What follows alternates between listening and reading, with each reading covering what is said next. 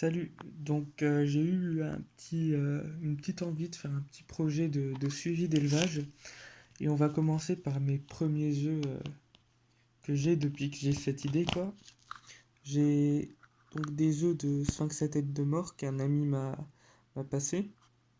J'ai aussi mes propres sphinx à tête de mort, mais j'ai préféré lui en demander quelques-uns histoire de mélanger les deux souches. Donc voilà.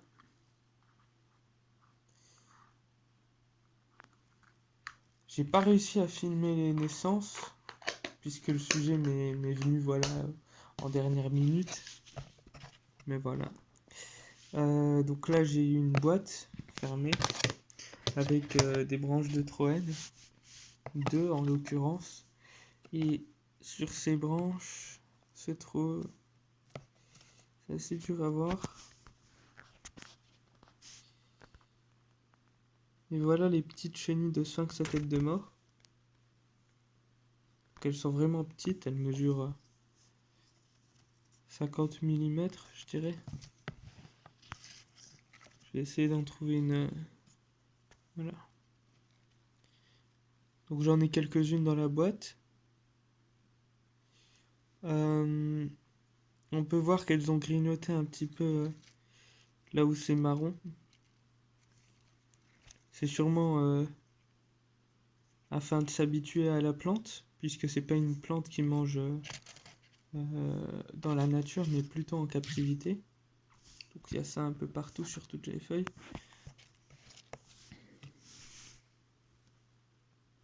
Donc voilà les petites bestioles. Ça c'est les crottes, hein, le reste. Il y a même une chenille parmi les crottes. J'ai aussi eu l'idée de faire vraiment le plus détaillé possible. Donc ce que je vais faire avec vous, c'est même nettoyer la boîte. Je dézoome. Puis je vais prendre avec mon pinceau.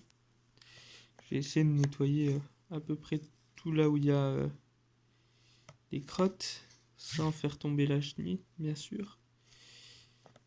Voilà. Pas grave s'il en reste un peu, hein. Mais les crottes de chenille, ça moisit.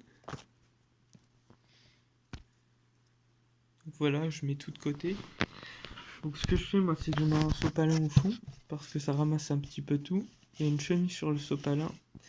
Je vais essayer de la bouger avec le pinceau. Je garantis pas de pas me gourer. Et c'est un peu dur avec le téléphone dans une main, donc je le pose 2 minutes. C'est pas dur, mais moi pour manipuler les chenilles, je prends un pinceau. C'est très très utile.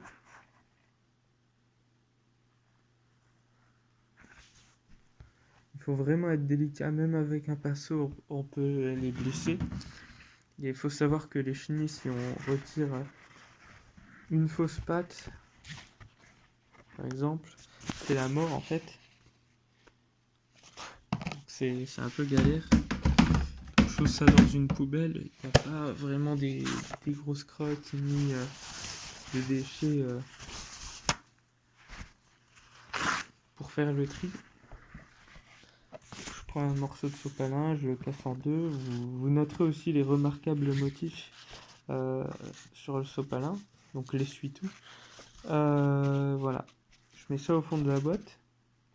Et une fois que c'est fait, je remets les branches avec les chenilles dessus en fait. Et du coup, la boîte est de nouveau propre. Comme il n'y a pas beaucoup de branches dedans, il y a beaucoup moins d'humidité que quand il y en a plus, quoi. Et tout repart dans la boîte. Et on a juste à fermer la boîte. Et puis,